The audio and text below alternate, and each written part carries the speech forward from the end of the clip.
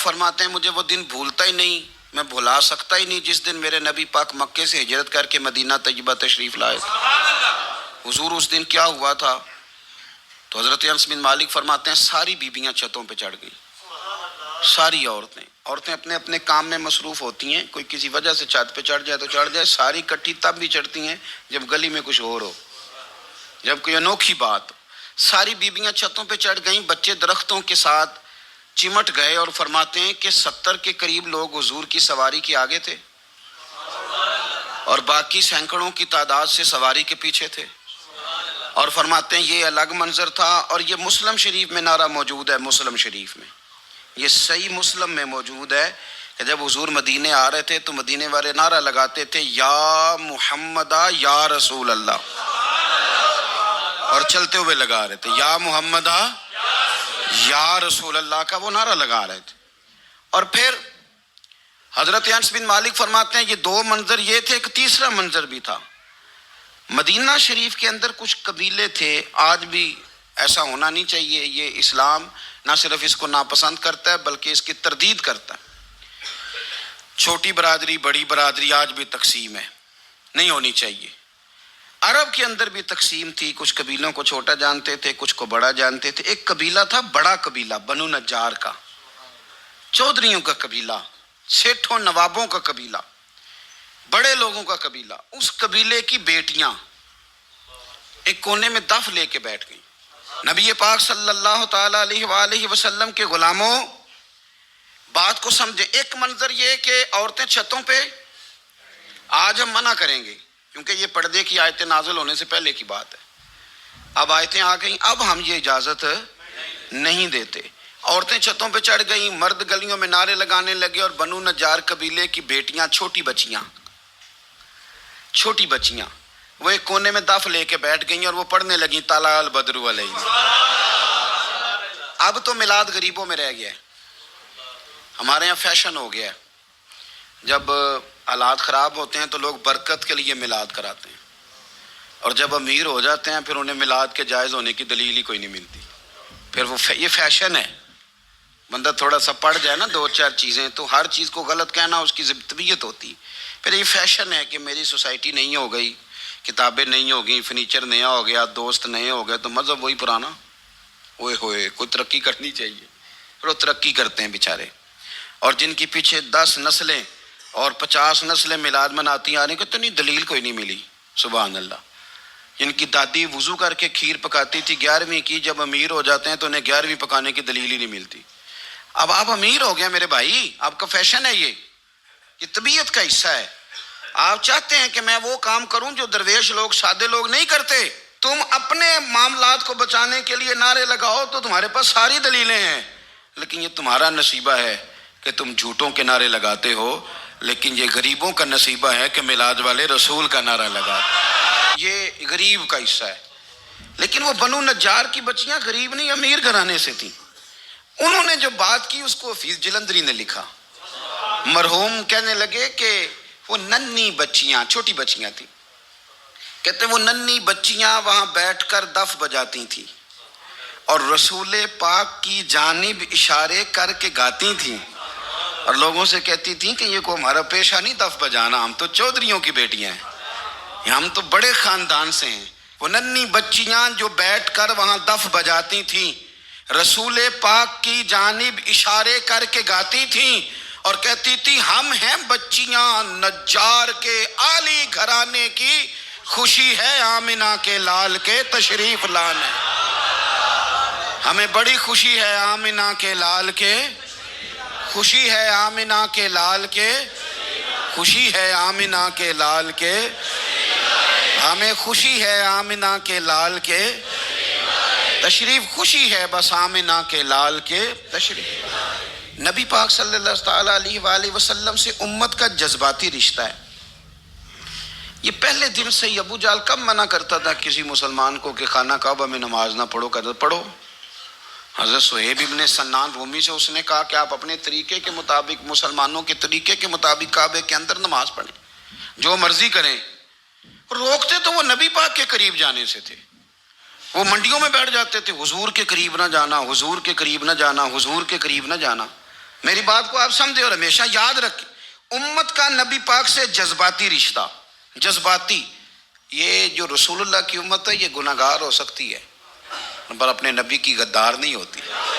میں آپ کو صحیح کہہ رہا ہوں، میرے کلین شیو نوجوان کے کان میں آپ جا کے کہیں نبی پاک، چاہے اس نے نماز نہ پڑھی ہو، چاہے اس نے داڑھی نہ رکھی ہو، آپ حضور کا نام لیں اس کے رونگٹے کھڑے ہو جاتے ہیں، اس کی طبیعت، اس کا دل دھک دھک کرتا ہے، اس کی ایک ایک روح سے محمد محمد کی آوازیں نکلتی۔ یہ فیض ہے رسول پاک کا اور یہ کرم ہے اللہ کا اس امت کے ساتھ۔ امیر ملت پیر جماعت علی شاہ صاحب محدث علی پوری فرماتے ہیں، ایک جگہ ہندوؤں کا جلسہ تھا، ہندو پنڈت تقریر کر رہا تھا، اس نے نبی پاک صلی اللہ علیہ وسلم کی شان میں معاذ اللہ کو بے ادبی کر دی۔ مسلمان تھے ہی نہیں، ایک مسلمان تھا، وہ ملنگ نہیں ہوتے دوری ڈنڈے والے، اس کے پر رنگین ڈنڈا تھا، وہ کہیں دور بیٹھا تھا، تو اس نے سن لی، اسپیکر چل رہا تھا، تو وہ ڈنڈا لے کے تو سٹیج پہ چڑھ آیا، وہ کہتا ہے میں نے پنڈت کے سر میں مارا ایک ہی ہے پر مارا ذرا صحیح کر کے، اور ڈھیر ہو گیا، لوگوں نے گرفتار کر لیا، جیل میں چلا گیا۔ پیر صاحب کہتے ہیں میں ملنے گیا، بندے کو بسم اللہ بھی سیدھی نہیں پڑھنی آتی، سورۃ اخلاص بھی ٹھیک نہیں آتی، اسے ربنا آتینا دعا نہیں کر سکتا، ملنگ ہے۔ میں ملنے گیا اور میں نے کہا یار نہ تو نماز پڑھے، نہ داڑھی رکھے، نہ تو مسجد جائے، پر تو نے کمال کر دی۔ تو کہتے ہیں پیر صاحب چھم چھم رویا اور پنجابی میں کہنے لگا پیر صاحب میں گناہ گار ہاں پر اپنے نبی دا غدار تے نہیں نا۔ یہ گناہ گار اور غدار میں فرق ہوتا ہے، میں گناہ گار ہوں پر یہ تو نہیں نا کسی کی ضرورت کہ میرے سامنے میرے نبی کے بارے میں بات کر جائے اور ساڈی اچھی تے سچی سرکار نو گل کر جائے۔ یہ بات آپ سمجھیں، دشمن احمد پہ شدت کیجئے، ملحدوں سے کیا مروت کیجئے، شرک ٹھہرے جس میں تعظیم رسول، اس برے مذہب پہ لعنت کیجئے، اور مثل فارض زلزلے ہوں نجد میں ذکر آیات ولادت کیجئے، اور یا رسول اللہ کی کثرت کیجئے۔ نبی پاک کا پیار امت کے لیے سرمایہ حیات ہے، رسول پاک کے ساتھ امت کا والہانہ رشتہ ہے۔ نبی پاک کے ساتھ والے، حضرت خبیب کو گرفتار کر لیا مکے والوں نے، اس وقت غربت تھی اسلام پر، مکے میں سارے لوگ کٹھے ہو گئے اور چوک میں پھانسی دینے لگے حضرت خبیب کو۔ کہنا آسان ہے، کرنا بڑا مشکل ہے، بندہ جیل میں الجھ جائے تو میں نے بڑے بڑے سیانے لوگ معافیاں مانگتے دیکھے، بڑے بڑے لوگ کہتے دیکھے ہیں کہ یہ کام بڑا، قید تنہائی بذات خود ایک مصیبت ہے۔ آپ کو اکیلا رہنا پڑ جائے نا، یہ لاک ڈاؤن ہوا ہے تو لوگ نفسیاتی مریض بن گئے، اکیلے رہنا، تنہا رہنا کوئی چھوٹا کام ہے۔ حضرت خبیب اکیلے اور مکے کا دور اور چاروں جانب کافر، اور چوک میں جب پھانسی پہ لٹکایا جانے لگا تو ابو سفیان بولے اور بول کے کہنے لگے یار بندہ کوئی کام کر کے بڑا پچھتاتا بھی ہے کہ یار نتیجہ کیا نکلا، تو معاذ اللہ آپ کا بھی نتیجہ تو پھانسی ہے، تو آپ کا کیا خیال ہے؟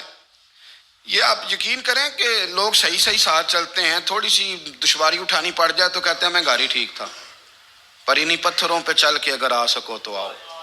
میرے گھر کے راستے میں کوئی کہکشاں نہیں ہے، لوگ نا میٹھا میٹھا کھانا چاہتے ہیں، تھوڑا کڑوا آ جائے تو مصیبت بن جاتی، کہتے ہیں سارے فلانے سے پیار کریں گے تو میں کروں گا، سارے مخالفت بھی کریں گے تو ہم انشاءاللہ پیار ہی کریں گے۔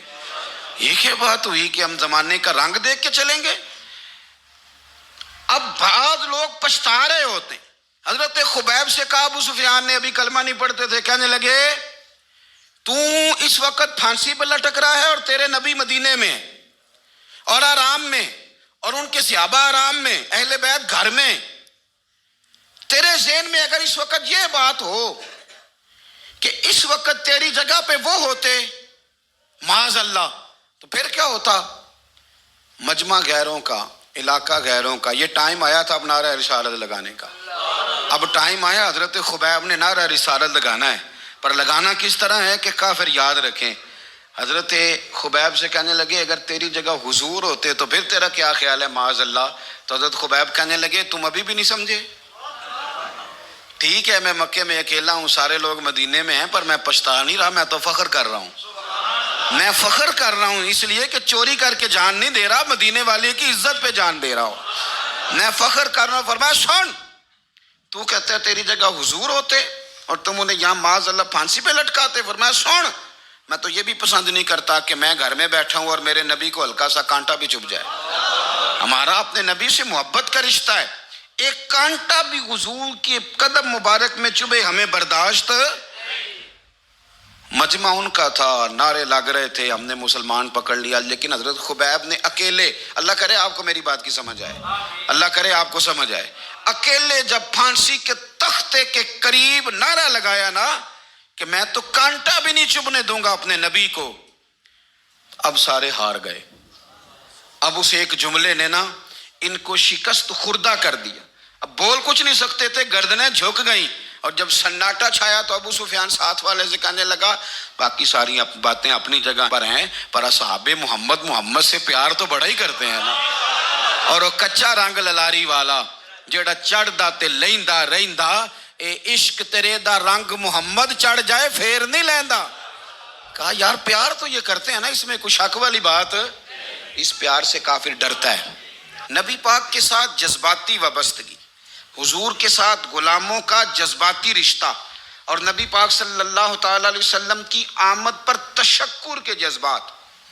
امام رازی نے لکھا ہے کہ حضرت موسیٰ کلیم اللہ علیہ السلام نے تورات کی تختیوں کے اندر ایک امت کا ذکر پڑھا کہ جو امت گناہ کا ارادہ کرے گی تو گناہ لکھا نہیں جائے گا جب تک کر نہ لے، اور نیکی کا ارادہ کرے گی تو رب ان کی نیکی لکھ دے گا، اور جب وہ کر لے گی تو اللہ 10 گنا اجر عطا کرے گا.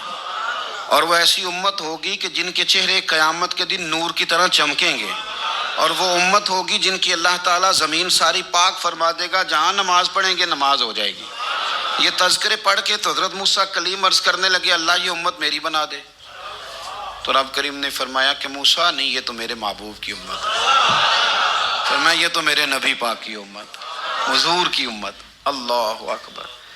حضرت موسیٰ معمولی آدمی نہیں، وہ جلیل القدر پیغمبر ہیں جن کا قرآن کے ہر سپارے میں تذکرہ ہے، کہیں واضح طور پہ کہیں اشارتاً، ہر پارے میں. اور حضرت موسیٰ اللہ کے وہ نبی ہیں جو رب سے ڈائریکٹ باتیں کریں کوہ طور. کہا اے موسیٰ یہ امت تو میرے نبی کی ہے. تو حضرت موسیٰ علیہ السلام عرض کرتے ہیں، امام رازی نے لکھا ہے، کہتے ہیں اے اللہ پھر مجھے اپنی نبی کی امت میں شامل کر. وہ یار ہمیں لوگ کہتے ہیں میلاد نہ مناؤ. جس امت میں آنے کے لیے حضرت موسیٰ نے دعا مانگی، جس محبوب کی غلامی کے لیے، ہمیں تو دعا بھی کوئی نہیں مانگنی پڑی، اللہ نے فضل سے ہی مدینے والے کا غلام بنا دیا. تو ہم حضور کے تذکرے نہ کریں، ہم تشکر نہ کریں، ہم نبی پاک صلی اللہ تعالی وسلم کی نعت نہ پڑھیں، ہم حضور کے آنے پر جشن کا اظہار نہ کریں. ہر وہ جائز طریقہ جس سے اظہار خوشی ہو سکے وہ میلاد پہ کرنا چاہیے، اور اس کے لیے اسباب بنانے چاہیے. امت کا ایک جذباتی انداز ہونا چاہیے نبی پاک کے ساتھ، ایک وارفتگی، ایک ذوق، ایک طبیعت کے اندر وجدان. نعرہ مطلب اس طرح نہ ہو کہ بس چل رہا ہے کام. میں نہیں ہوں قائل، میں کہتا ہوں پہلے تو کوئی لگائے نہ، اور پھر نعرہ جب لگتا تھا نا تو مسلمانوں کے یہاں نعرہ لگتا تھا تو بڑے بڑے لوگ کانپ جاتے تھے. صوفیاء نے لکھا ہے کہ حضرت عمر نے جب کلمہ پڑھا نا تو 39 بندے کلمہ پڑھتے تھے. تو نبی پاک نے رات کو دعا مانگی، اے اللہ عمر کو مسلمان کر کے اسلام کو عزت دے. حضرت عمر سویرے آ گئے، میں وہ تفصیل میں نہیں جاتا، بات لمبی. حضرت عمر جب آئے نا اور انہوں نے آتے جب کہا نا کہ میں کلمہ پڑھنے آیا ہوں، تو حضور اتنے راضی ہوئے کہ نبی پاک نے کہا اللہ اکبر. تو صحابہ نے نعرے لگائے اللہ اکبر اللہ اکبر، یعنی 40 لوگ مسلمان ہوئے تو نعرے لگے. ہمارے صوفیاء کہتے ہیں حضرت عمر کے آنے پر جب نعرے لگے تو بتاؤ کہ وہ تو نعرہ تکبیر لگا، نعرہ رسالت کیوں نہیں لگا؟ تو کہتے ہیں گویا ہمیں حضور نے یہ سمجھایا ہے، حضور کے اشاروں نے سمجھایا ہے کہ میں اب اپنے نعرے خود تو نہیں نہ لگاؤں گا، میں نے تو اللہ اکبر کہہ دیا، عمر آ گیا ہے میرے نعرے لگاتا رہے گا. وہ نعرے لگیں گے. حضرت عمر نے پہلے دن ہی کہا کہ حضور آپ سچے رسول ہیں تو چھپ چھپ کے نماز کیوں پڑھیں؟ شروع ہو گئے نعرے. حضور آپ سچے ہیں تو چھپ چھپ کے نماز کا کیا معنی ہو؟ تو حضور نے فرمایا تیرا کیا ارادہ ہے؟ کہ حضور سارے نہیں، ایک میں، ایک امیر حمزہ، ایک لائن کے آگے وہ لگ جائے، ایک کے آگے میں لگ جاؤں، اور باقی مسلمان جتنے ہیں کل 40 تھے، پیچھے 18 19 بچیں گے، تو ایک لائن میں وہ ہو جائیں، ایک میں آگے، ایک میں امیر حمزہ ہو، ایک میں ہوں. تو دیکھ لیتے ہیں یہ ہمیں نماز کیسے نہیں پڑھنے دیتے. ہاں دیکھ لیتے ہیں. آئے نا میدان میں، ادھر آ ستمگر ہنر آزمائیں، تو تیر آزما ہم جگر آزمائیں. اور غلامان محمد جان دینے سے نہیں ڈرتے، یہ سر کٹ جائے یا رہ جائے کچھ پرواہ نہیں کرتے. فرمایا بھی پتہ چل جاتا ہے نا، ایک لائن میں حضرت امیر حمزہ ہو گئے، ایک میں حضرت عمر ہو گئے. پہلے یہ مارتے تھے جو حرم شریف میں مسلمانوں کے طریقے پہ نماز پڑھتا تھا. یہ جلوسوں کی بڑی برکت ہے، اندر بیٹھے رہے نا چپ کر کے، نکل جائیں تو پتہ کچھ بھی نہیں چلتا. جب نکلتے ہیں لوگ کہتے ہیں جلوس کیا معنی ہے، تو میں بتاتا ہوں نا جلوس کا معنی کیا ہے. حضرت عمر نے باہر نکلے 2 لائنوں کا جلوس، لمبا بھی کوئی نہیں، بندے بھی 40.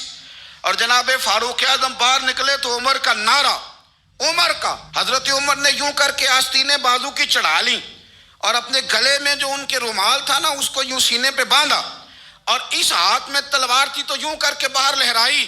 کہنے لگے او مکے کے کافرو ادھر آؤ میرے سامنے. جس نے اپنی بیوی بیوہ کرانی ہو، جس نے بچے یتیم کرانے ہوں، وہ آئے میدان میں. مصطفیٰ کے غلام آج سڑکوں پہ نکل آئے میدان میں ہمارے سامنے ہمارا مقابلہ کرے. آئے نا میدان میں، ہم نکلے ہیں. اب ہم یہاں کعبے میں اعلانیہ نماز پڑھیں گے، ہم پڑھیں گے. طاقت ہے تو آؤ نا ہمارا مقابلہ کرو، آؤ. کفر بذات خود بہت بڑا جھوٹ ہے، اور جھوٹ کے پیر بس 2 بندے نکلے تلواریں لے کے آگے. تو پھر حضرت عمر نے اعلانیہ نماز پڑھوائی خانہ کعبہ. تو میرے بھائی رسول اللہ صلی اللہ علیہ وسلم کے غلام تو جب نعرہ لگاتے تھے تو ہو ہی کمال جاتا تھا. پھر بریلی کے امام بولے، کہنے لگے پیش حق مجدہ شفاعت کا سناتے جائیں. حضور قیامت کے دن آگے نا ہمارے آگے خوشخبری دیں گے، کہیں گے تم فکر نہ کرو، آ جاؤ میں تمہیں بخشواتا ہوں، میں تمہاری سفارش، آ جاؤ پیچھے. حضور نہ پیش حق مجدہ شفاعت کا سناتے جائیں گے. یقین کریں بریلی کے امام کو بھی بڑا ہی رنگ آتا ہے بیان کرنے کا. کہنے لگے آپ روتے جائیں گے. اللہ کو منانا نا حضور نے. کہتے ہیں پیش حق مجدہ شفاعت کا سناتے جائیں گے، آپ روتے جائیں گے پر ہم کو ہنساتے جائیں گے. باغ جنت میں محمد مسکراتے جائیں گے، پھول رحمت کے گریں گے ہم اٹھاتے جائیں گے. اور حشر میں ہوگا ہمارا داخلہ اس شان سے، ہم یا رسول اللہ کا نعرہ لگاتے جائیں. ہم یا رسول اللہ کا نعرہ. امام راضی کہتے ہیں حضور نے ایک رکا پکڑا چھوٹا سا، ایک بندے کو لوگ دوزخ میں لے کے جا رہے ہیں. اچھا مجھے ایک بات بتاؤ، فیصلہ پہلے ہو گیا ہے، اللہ کے سامنے ہوا ہے، اور فیصلہ ہو گیا اور طے ہو گیا کہ دوزخ میں جانا ہے. وہ قریب پہنچ گئے دوزخ کے تو حضور نے دیکھ لیا. اور بتایا کس نے؟ حضرت آدم نے. حضرت آدم کہنے لگے حضور وہ آپ کے غلام کو دوزخ میں لے جا رہے ہیں. نبی پاک آگے گئے. کیا پڑھتے ہیں ہمارے بھائی؟ حضور نے مجھے ان سے چھڑا کے چھوڑ دیا. نبی پاک صلی اللہ علیہ وسلم آگے گئے، فرمایا ادھر آؤ، کہاں لے کے جا رہے ہو؟ اللہ کے سامنے فیصلہ ہوا ہے نا، فرشتوں نے کیا ہے نا. فرشتے کو کسی سے بددیانتی تو نہیں نہ کرتے، فرشتوں نے جو کیا ٹھیک کیا ہے نا. کیوں لے کے جا رہے ہو؟ سونے گناہ زیادہ ہیں، نیکیاں تھوڑی ہیں. فرمایا میرے سامنے تولو. کسی فرشتے نے نہیں کہا کہ سونے معاذ اللہ ہم کو بے ایمان ہے، ہماری کوئی اس سے زید چل ساڈا کو بننا سان جائے دے نال. بھائی میرا مطلب ہے صحیح تولا ہے، فیصلہ ہے. فرمایا دوبارہ تولو. گویا رب بھی فرماتا ہے جیسے میرا محبوب کہتا ہے ویسے ہی کر. اور کوئی نہیں دوبارہ تول لو، کوئی حرج نہیں، تولو نہ دوبارہ. فرشتے دوبارہ آئیں گے، انہوں نے دوبارہ تولا. ایک پلڑے میں نیکیاں، ایک پلڑے میں گناہ. اب وہ گناہ پھر زیادہ نکلے تو نبی پاک نے نا جیب سے اتنا سا روکا نکالا. روکے کا بھی کوئی وزن ہوتا ہے. وہ حضور نے نیکیوں کے پلڑے میں رکھ دیا، نیکیاں بڑھ گئیں. فرشتے بھی چپ کر گئے. چلو بھائی جنت میں. میری طرح کا تھا نا پتہ سارا ہے سردار نے کیتی ہے، پتہ تو تھا نا اسے من آنم کے من دانم. تو سیدھا حضور کے قدموں سے جا لگا. کہنے لگا سونیا میں تو ساری زندگی گناہ کرتا رہا، یہ کون سی نیکی ہے؟ تو حضور فرمانے لگے چپ کر، جنت کا دروازہ کھول گیا، تو جا جنت میں. حضور رکے میں کیا ہے؟ فرمایا تو نے ایک دن درود و سلام نہیں پڑھا تھا؟ میں نے تیرا سنبھال کے رکھا ہوا تیرا درود شریف. وہ نعرے رسالت بھی تو نے لگائے تھے، اور تو کھول کے میرے تذکرے میں نے تیرا سنبھال لیا. دوزخ میں تو کیا میرا سایہ نہ جائے، کیونکہ رسول پاک سے دیکھا نہ جائے. میرے رسول پاک. اور میری بات سنو، میں بھی آپ کو کھانا نہیں کھلاتا، لنگر میرے سنگی کھلاتے ہیں، میرے دوست آپ کو کھانا پیش کرتے ہیں. ہر جگہ آپ جاتے ہیں تو وہاں کچھ لوگوں کی ڈیوٹی ہوتی ہے. لیکن ترمذی شریف سیاستہ کی حدیث ہے. حضرت انس نے پوچھا تھا حضور قیامت میں کہاں ملیں گے؟ فرمایا حوض کوثر پہ.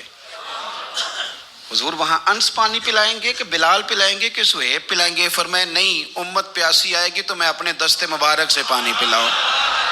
حضور وہاں نہ ملے تو فرمایا پل صراط پہ آنا. امت گزرے گی تو میں رب سلم کی دعائیں کروں گا. تو اعلیٰ حضرت فرماتے ہیں جب حضور دعا کر رہے ہیں تو ڈرنے کی ضرورت کیا ہے؟ خدا کی رضا چاہتے ہیں دو عالم، خدا چاہتا ہے رضائے محمد، رضا اب پل سے وجد کرتے گزری کہ ہے رب سلم دعائے محمد صلی اللہ ہو. تو حضور وہاں ملاقات نہ ہوئی تو پھر اس حدیث کو بھی یہ حدیث مضبوط کر دے گی. حضور فرمانے لگے پھر میزان عمل پہ آ جانا، امت کے عمل تول رہے ہوں گے اور میں کامیابی کی دعائیں مانگ رہا ہوں گا.